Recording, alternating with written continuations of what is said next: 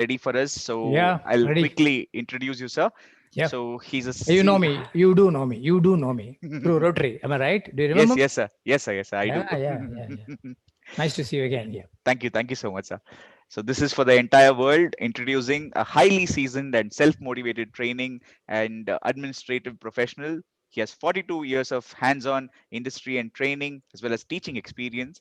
He's conducted more than 6,000 plus training programs for students and sub-staff to senior managers in the areas of behavioral sciences, marketing, and general management in about 75 plus organizations in Bangalore and elsewhere.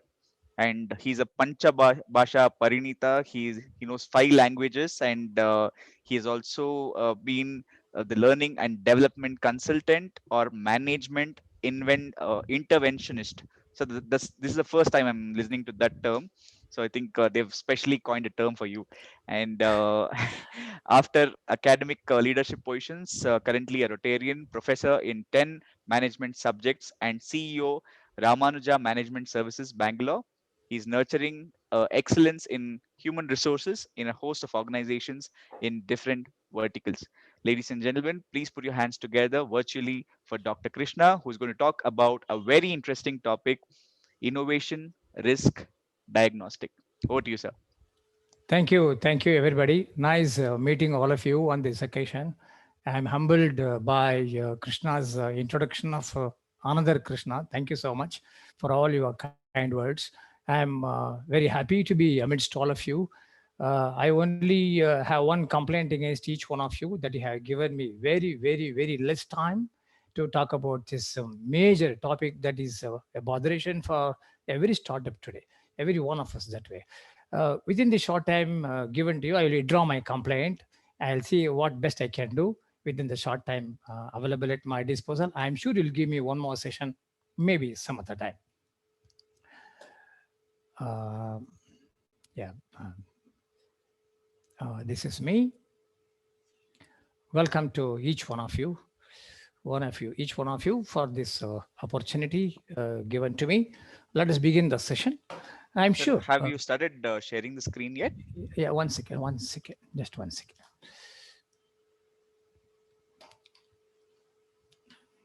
Just 1 second. It's opening.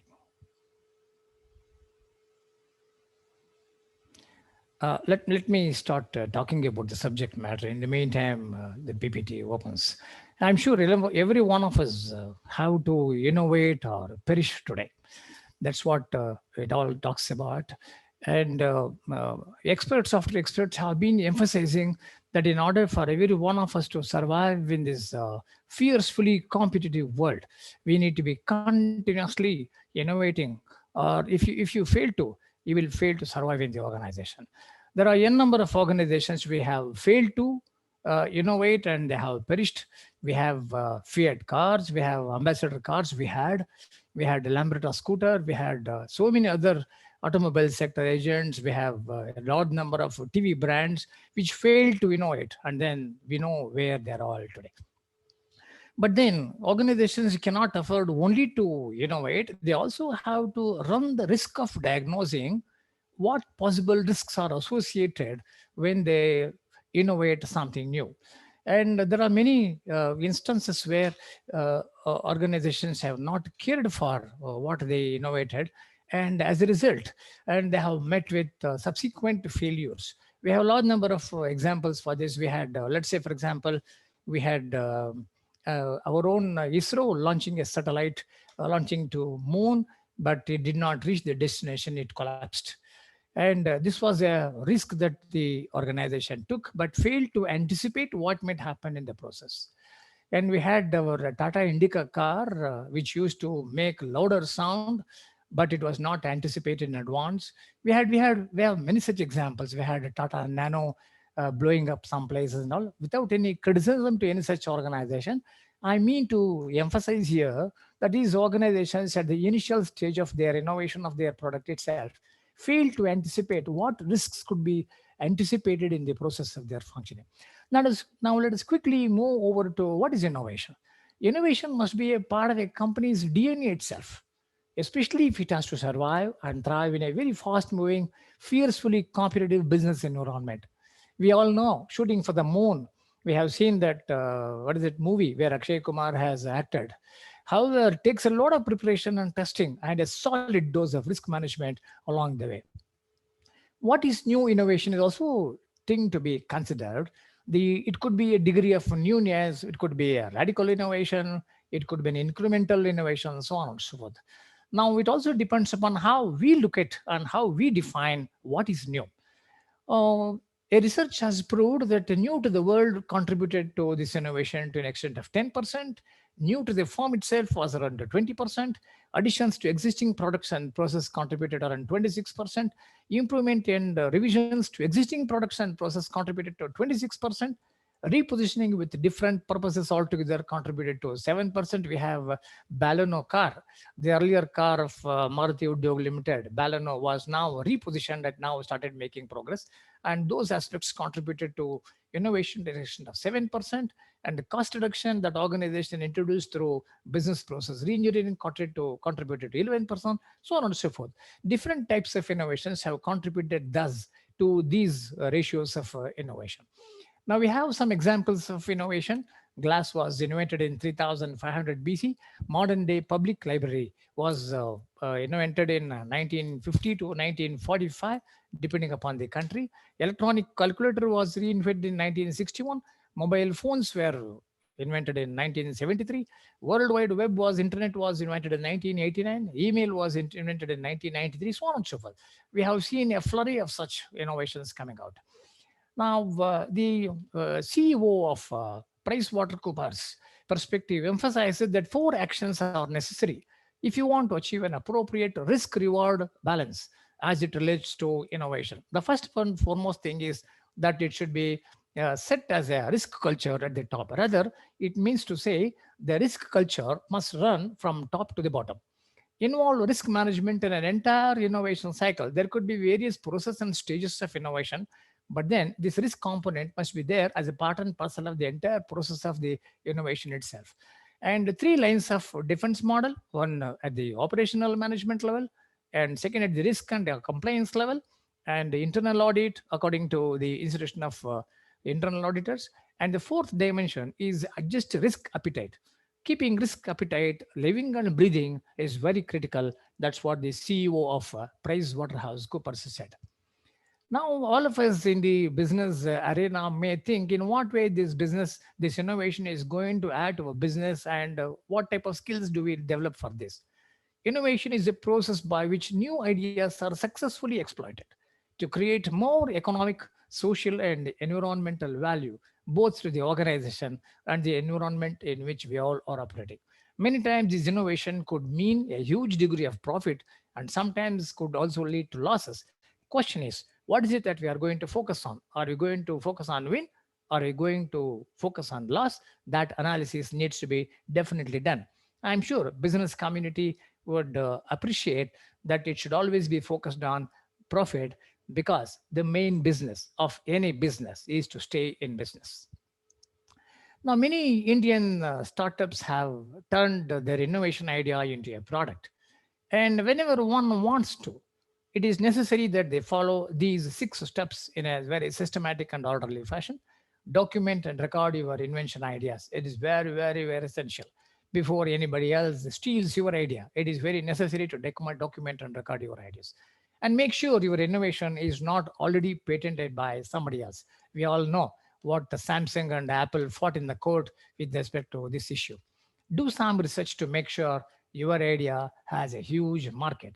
I'm sure people would always estimate the volume of business opportunity that is available, and those organizations which value a huge magnitude of resaleability of the product would always want to enter into a market. And this depends upon to what extent you have done a research in terms of business feasibility of the innovation idea that you want to convert into a business opportunity. And make a prototype, prove your idea can work in real life. Many organizations did it. For example, I'm constantly reminded of Little Soap. While soap is basically a product, they also ran a concept behind that. They went and contacted housewives at around 11 o'clock in the morning, when they met them when they had just finished their household work and very tired. And people asked them, "What would you do to come out of your tiredness?" She said, "I will have a cup of tea go and have a wash. People intervened and asked her, when you wash your face just with water and with a soap, will that make a difference in the degree of your freshness? The madam said, yes, of course it makes a difference. And how about a glass of lime juice? She said, yes, of course, I would be happy to drink a lime juice. They immediately presented this idea. Can you think of a soap with lime added? She hated the idea because lime is meant to be drunk as a juice and soap is to be applied to the body. How can this be critical? He said, come on, think about it. Come on, think about it. He said, maybe addition of lime quality to the soap may add an extra additional value to the freshness. They said, if we can give you a product to you, would you be interested to try? He said, yes, I don't mind trying. There they presented lyric. We all know how this concept converted into a prototype, ran a huge crore of business to the organization, and it became a flagship product for the company. And then file a patent. Please do file a patent. It is very essential. And when you want to convert your idea into a business proposition, it is very necessary to own the idea itself. And therefore, it is very necessary to patent it and create a business plan to market your invention. We all know in the business circle why most of the organizations to fail in their attempts to succeed. Bangalore is known as the hometown of startups. Fair number of 2,700 startups, if I am given to understand properly, make a beginning every year, and quite a large number of them fail too. The reasons for failure, as corporate executives gave a report, were highlighted like this. Poorly scoped projects contributed to 57% of the losses and the business failure. Technical or integration issues contributed to 44%. Poor implementation of staff or services contributed to 36%. Buggy software contributed to 35%. Unattainable business requirements contributed to 30%. This is where the additional feasibility study done did not contribute adequately because possibly of the insufficient data or a wrong projection of the future in terms of the business potential. Loss of executive sponsorships contributed to 27%. Look at the magnitude of each of those things which have contributed to such a huge loss.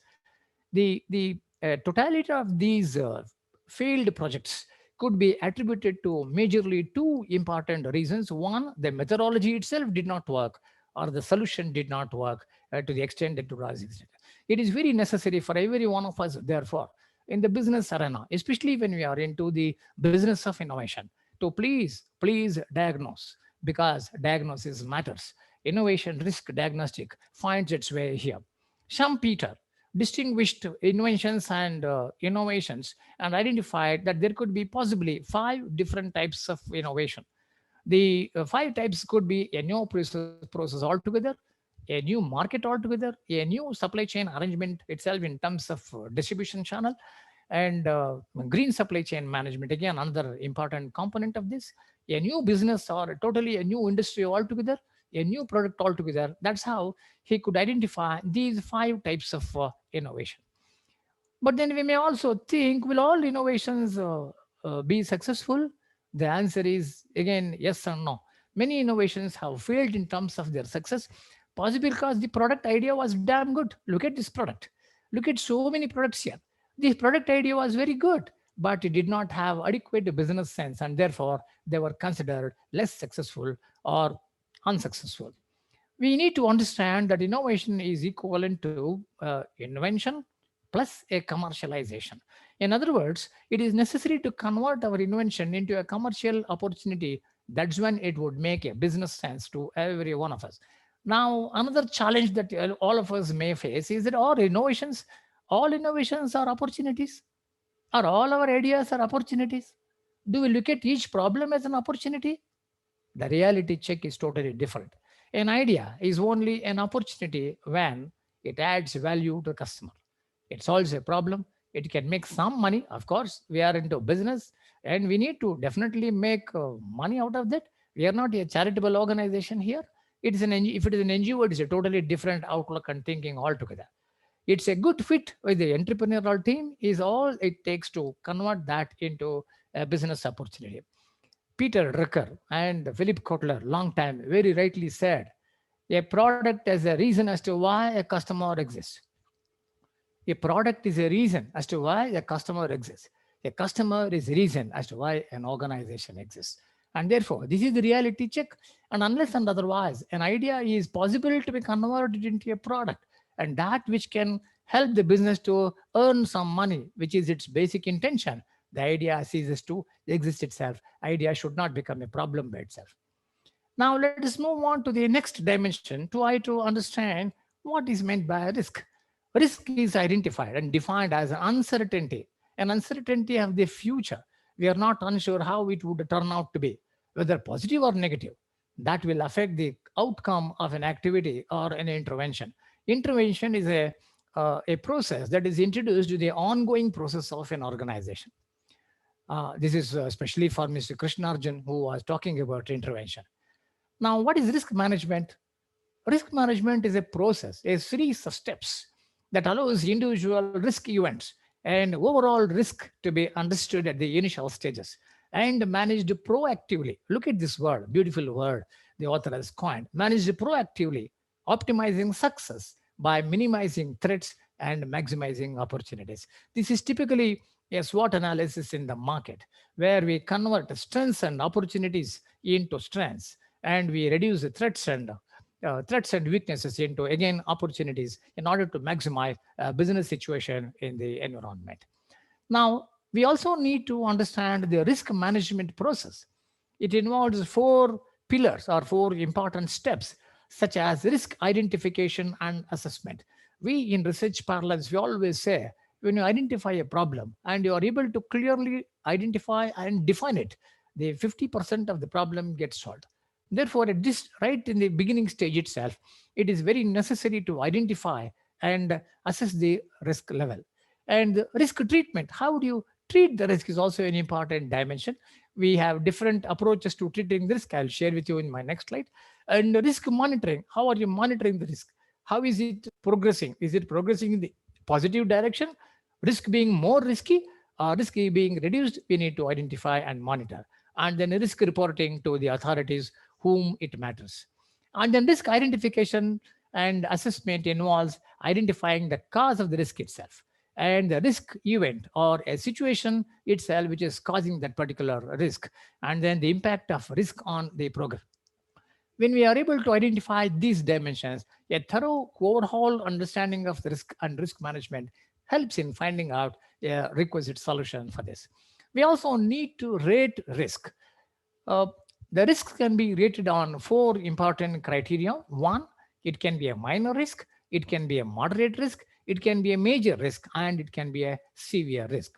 The minor risk is a low probability of risk materializing, limited impact on the outcomes if this really occurs. Now, in this case, the management doesn't have to bother much and can go about with its plans.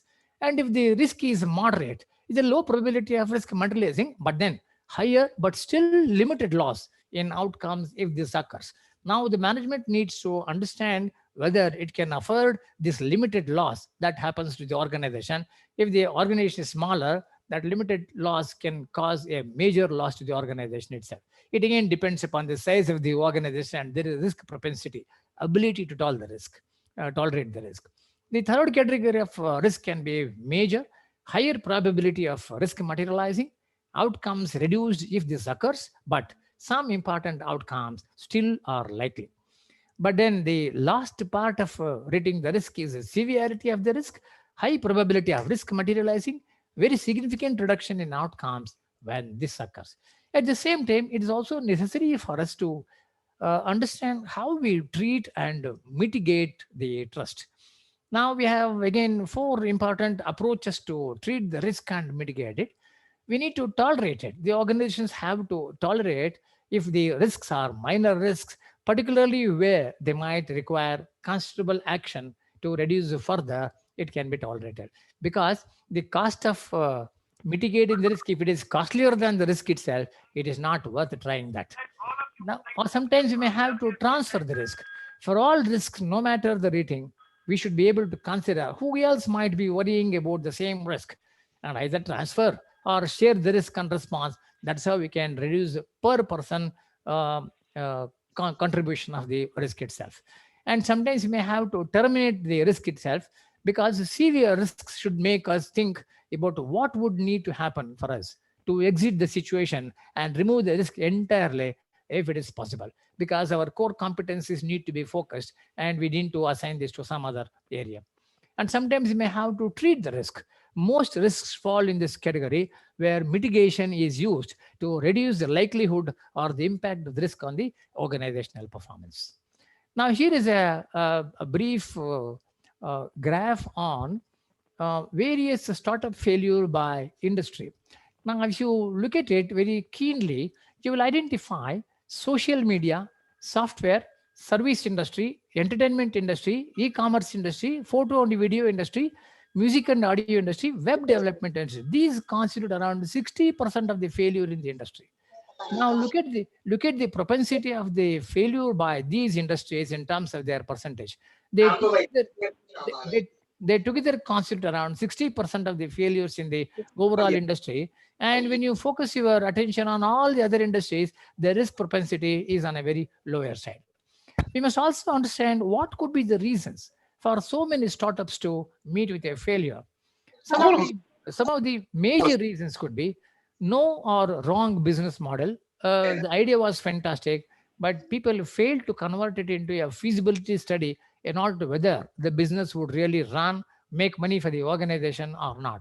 Lack of business development. The idea was so fantastic, the organizers become so complacent about the beauty of the idea and the product, they failed to continue to take the business to a higher order. Many people ran out of cash because when the the idea was converted into a product, there was no equitable return on investment at the speed with which the organizers expected it.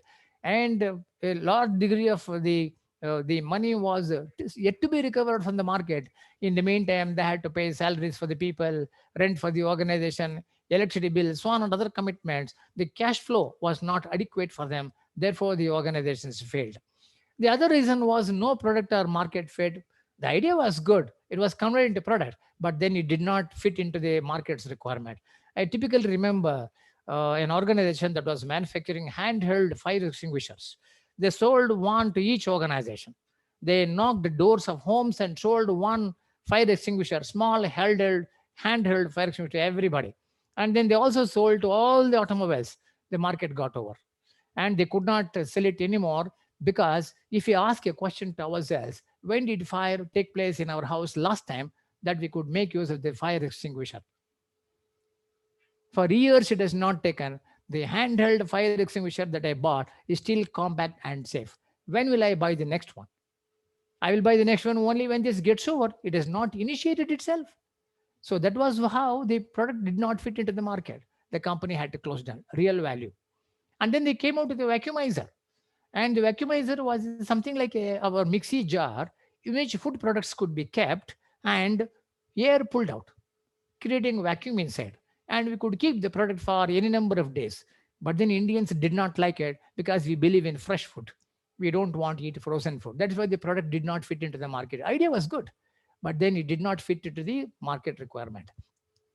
Another reason was a bad organization. The people in the hierarchy, poor decision makers, people very low in terms of risk taking. The initiative was very complacent, so on and so forth. And sometimes the competitors were more able. That's what Philip Kotler said. Your competency should be, you should be able to bring out a product much earlier than your competitors can do and offer it to the market at a price which the customers can pay, not at the cost which you can afford. That is the reason we always believe in marketing that the price of a product is not prescribed, not determined by the manufacturer. We always believe, isn't it? Cost plus profit is equal to price. It is not true. If I'm manufacturing, let's say for example, I have a handheld remote control in my hand. If I'm able to manufacture this at a price of around, let's say, 100 rupees, I say 50 rupees is my cost, and my profit should be as much as the cost. So 50 plus 50, I would like to sell it at 100. If customer is willing to pay 100, I recover my profit. What if my Last customer, 1 minute. oh, if my customer is willing to pay only 20 rupees or 80 rupees, what will I do? I have no choice than to reduce my cost to 50% of the profit. But if the customer is willing to pay only 80 rupees, 40 rupees should be my cost, 40 rupees should be my profit. That's how many times competitors were able to bring this product and the organizer could not do. Now, there are seven sources of innovation impulses. They could be inside the organization or it could be outside the organization. Some of the managerial tools that we have for risk diagnostic is benchmarking, And we also have brainstorming, business process reengineering, and change management as an organization development process in the organization. Our own technology audit, how well are we doing it? Technology forecast, what technology is going to come in the near future? Are we with that? Value analysis, what does the customer consider as value when I offer this product? Quality function deployment, QFD, is very popular measure. And failure mode and effect analysis, we need to do it much before that. And peer evaluation, you could always ask our own people as to why do you think we are failing. Perhaps some of our own internal people can give a very bright idea on how we are going and how we should be going. And are we open to receiving such ideas from them is a big challenge. Now we have the concept of quality circles working wonders in such areas. We also need to build a strong team for that, to which can always contribute to it. We have ISO 9000 and 14,000 standards to do it. We have total productive maintenance as another strategy and approach to do it. Lean thinking is another, which can reduce our cost to a very great extent and add to profit. And continuous improvement, Zen as a philosophy of Japanese continuous improvement, incremental and sustenance improvement, concurrent engineering, and just-in-time management, just in time in order to ensure unnecessary expenditure on in terms of our inventory, so on and so forth. These are some of the ideas I wanted to share. And all of you can reach me. These are my contact details. I'm available on WhatsApp. I'm available on email. I have my LinkedIn profile here, Facebook, and Instagram. Thank you very much for your patience, and thank you for listening to me and thinking along with me on my ideas. Thank you very much for your patience. Thank you. Thank you so much, Krishna sir. I Yeah. think seeing this, you try to cover a lot of content within the small time. We know most of us are like test match players, and we're asking you to play T20. So, Do I also tell you that you chased me consciously? sir, I would like to end this with one question. Yeah. We did see EdTech at the bottom of the stack with social media on the top. So why do you feel EdTech had the least? It was at point 0.5. EdTech industry was at point 0.5. Why does it have lesser chance of failure? Possibly they must have done a better risk diagnostic. Okay, Their perfect. diagnosis of what type of risks may have been done quite a lot in terms of their adequate homework done. They may Okay. have taken time to launch, but then they may have done quite a lot of homework to do it. There's a building in Manyata Tech Park, just to give you one example. And recently, when it rained overnight, the entire basement was inundated with water. Imagine a company had a server kept in that basement. Hmm. Did the building constructor, the realtor, think in future as to what might happen to my building with the baseline if it rains one day? Look at the risk diagnosis not done and see the consequences of that today. Every organization has to do it. Now it is too Definitely. late to repair. Correct, Now correct. it is too Definitely, late to sir. repair. They cannot close down the basement. Yes, Loss totally. of revenue, loss of revenue. Look at the cost of redoing it. So every organization has to do it. And unless otherwise we do it, it's very difficult. That's the reason many new products fail in the market. Only for one reason, they have failed to diagnose well in advance what risks and failure possibilities that it may run into over a period of time. They need a better binocular and a better spectacles to see into the Fantastic, future. sir. Brilliant, sir. That's In that's what Peter Drucker said, managing the future. Managing the future. It is not only today. We also need to anticipate for the future and take precautionary measures right today itself. Thank you. I would go on if you allow me to. no, Thank sir. you. I'll Thank personally you. meet you and try to get more insight. Thank you. Krishna Thank you. talking to Krishna. Thank you. So Thank you so much. Thank you. that'll Thank you. happen very soon. Thank you so much, sir. Thank you for Welcome, sir. sharing your knowledge. Thank you, sir. Tasneem, ma'am, are you with us? Very much with you all. Yes. Can we please get the introduction of Of the last but not the least, Chandrasekhar ji.